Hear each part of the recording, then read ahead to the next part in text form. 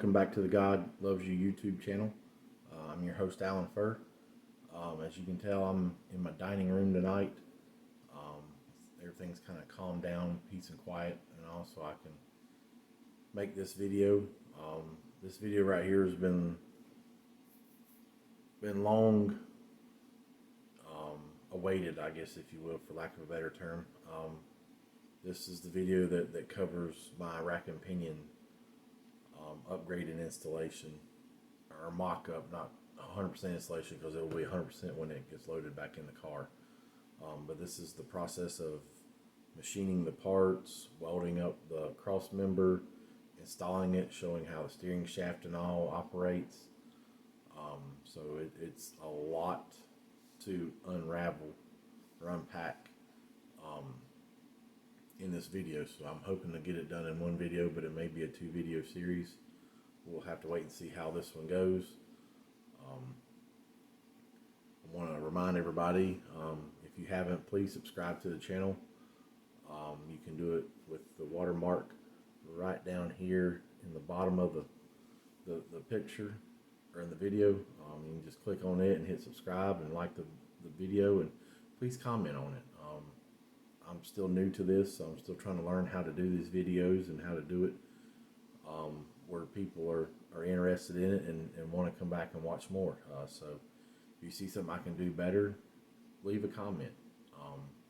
If you would like to see something else about the project, leave a comment, and I'll be sure to try and hit some highlights in those areas to kind of highlight those areas in this build. So like I said, this video was in the process of about 5 weeks of putting stuff together and mocking stuff up, making sure everything worked right and fit right, make sure I had all the correct parts. So it's going to be a lot of pieces together. I'm going to show a lot of pictures in this video of how things looked as well. So there's just going to be a lot of different content that I haven't done before, so bear with me. I'm going to learn through this process, and I'll be able to narrate as we go through the steps here, and be able to show you how it went about, what my thoughts were, and how it ended up working out. So we're going to get started. Alright, so when I started this project, the steering was a really bad component of the car. It was the original steering box that was in the car. So it was, say, 1962, this is 2022, so 60 years old. Yeah, 60 years old. Sorry, dumb math, it's pretty late. So yeah, it was a 60-year-old steering box that would wander through the pit area. Now, going down the racetrack, everything was great. It was straight as an arrow. You know, through the suspension travel, no problem. But when you're riding around the pit, you hit a bump, or pavement's not as even, it'll wander, and you had to chase it. So I had to update and get rid of it. So rack and pinion was obvious upgrade. Went and looked through a lot of kits. Looked at a lot of front suspension setups as well. I had a budget of how much I knew that I could spend on this project, so I knew I had to spend wisely, but also I couldn't, shortchange anything with parts or with quality. So that's why I chose the road that I chose. I know there's lots of other great companies out there that make great bolt-on kits that work flawlessly, and I feel like this is going to work really, really well. I learned a lot through reading on those companies and looking at pictures and trying to get an idea of how these guys have their stuff set up. And based on with the upper and lower control arms, I'd go back to a rear steer setup versus a front steer. The difference is your tie rods are either in front of the A-arms or in the back of the A-arms. So I went back with a rear steer setup because my A-arms didn't have enough clearance for a front steer setup. So went back with a rear steer setup. So I found a rear steer rack and pinion from Summit Racing out of a Dodge Omni. Runs the same price as a Mustang 2. It has enough track width and all to be able to do all that you need it to do. So was able to get that, secured and shipped here. And then the next thing was machining the parts I need and making a cross member and all. And so I'll go through that as we go through these pictures and these videos of what's going on. So I'm going to start off here first of all showing some pictures of me mocking it up, and then show videos of me at my job, working after hours, machining the mounts for both the cross member and to clamp on to the rack and pinion itself. So here's where we started at with pictures and videos of how this project started.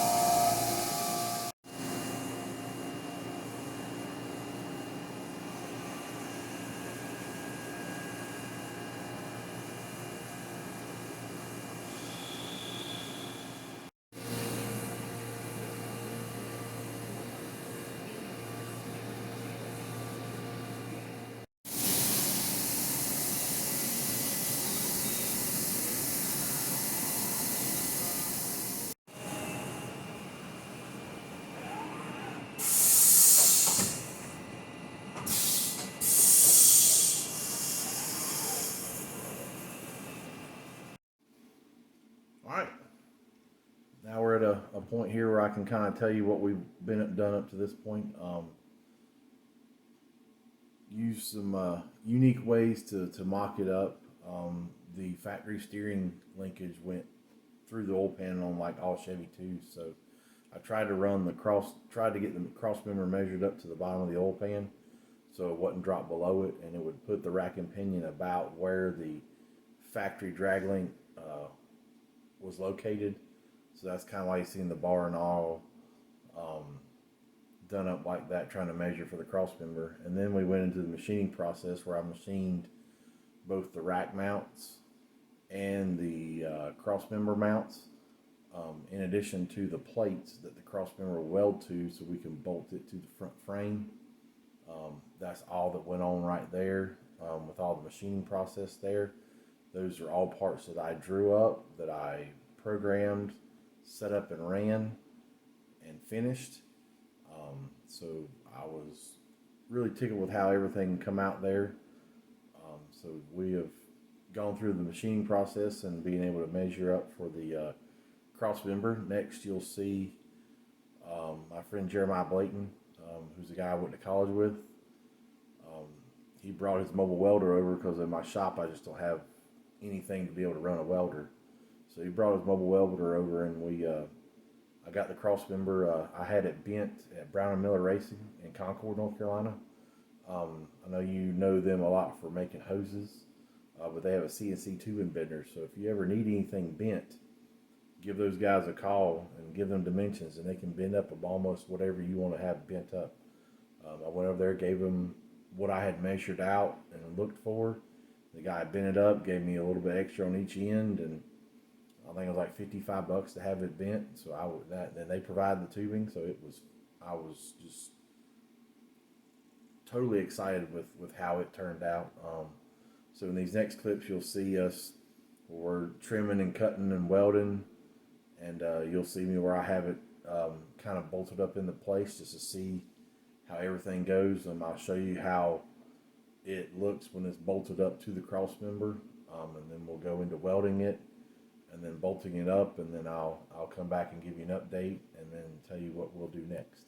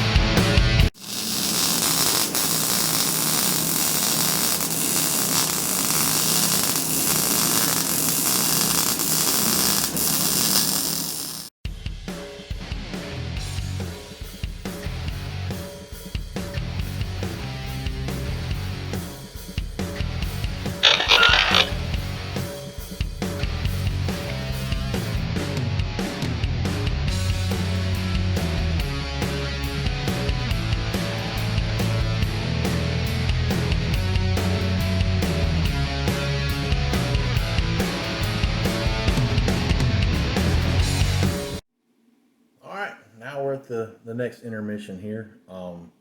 As you can see, we took and trimmed on the cross member until she was sitting up where she needed to be. We welded it together. As you'll notice earlier, you've seen the steel cross member pieces that I made were smaller than what actually went on the car. And what happened was, as you'll see in the pictures, I didn't have enough offset in that mount to be able to get it located where I needed to. So I was able to sit the cross member up in there, took some more measurements, and was able to make some new brackets. I just didn't get it filmed, but it was the same process as the smaller brackets. So I got some brackets that offset it up toward the oil pan, to where it put it where I was wanting it to be and where it needed to be.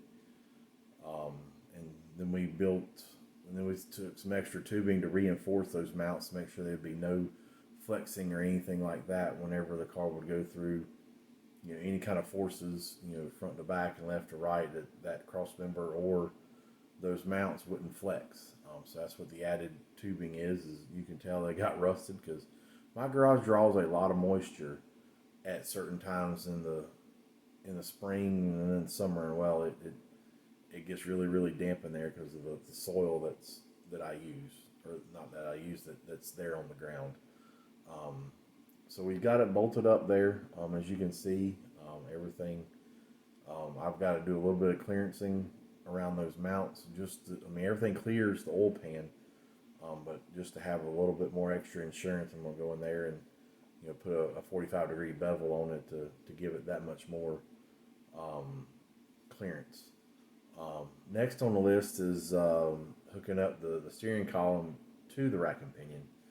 I had to went through some part stuff trying to figure out what I needed to support the steering shaft at the firewall, because I didn't have enough room to put a rod end in there. So I found a firewall bearing, an oversized firewall bearing that Sweet Manufacturing makes for their They're steering columns that you'll see in like circle track cars or dirt lake models. It's oversized, 1.1/8 diameter, and what it does is it fits that U joint just perfectly.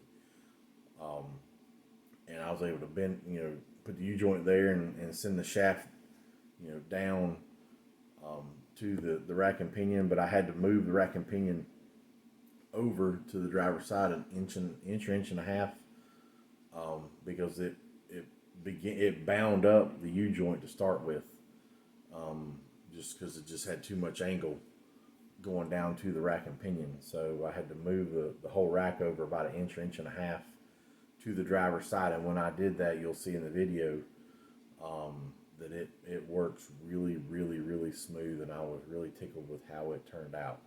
So here's the next series of events and finishing up the mocking up process and getting an installation where it should be able to bolt back together and work properly.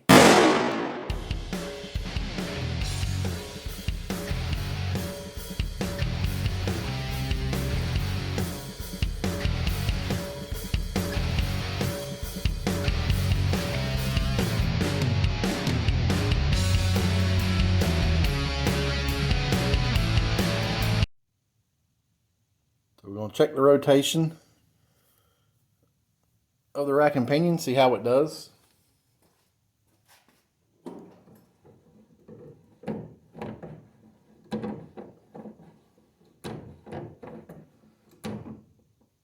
Got a little bit of a catch right there, right there. Not bad. I'm pretty happy with the way this turned out. I imagine once I get a steering wheel on it, I probably won't even feel it, and the column and all and everything's tight. It'll probably work itself out. So that's what we got here.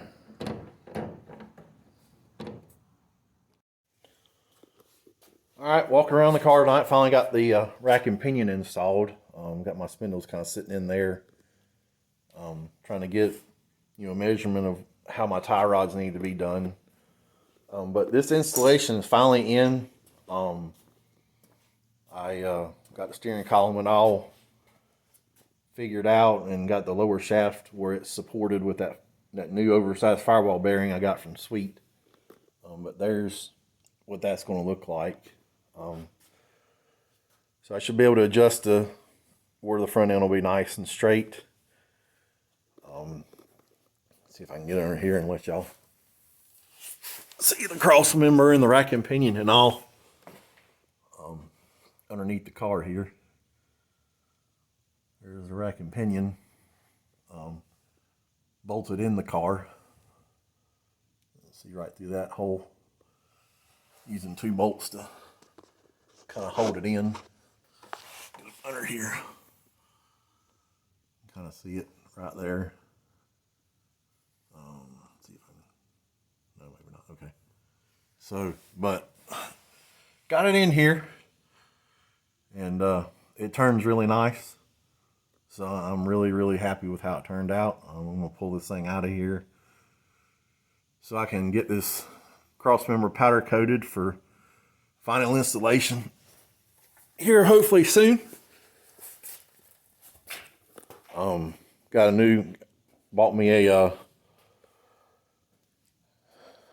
GoPro camera the other day, so we'll have the camera and all set up to go. Right here is that oversized firewall bearing I just dropped. That I got from Sweet. It's a really, really nice piece. Supports the steering shaft where I was able to get away with not having to use a rod end. So all in all, it went really, really sweet, and I'm hoping to, when this car goes back together, that be able to see it all in action. That's when I'll make the tie rod tubes and trim on the rack and pinion and such. So that'll wrap up the rack and pinion installation. Really enjoyed this process of making all the parts at work and being able to design this in my head, because it has racked my brain for about a month now. So, like I said, we'll have a GoPro coming so we can start enhancing some of the videos here coming up as we progress with the build. So, thanks for watching.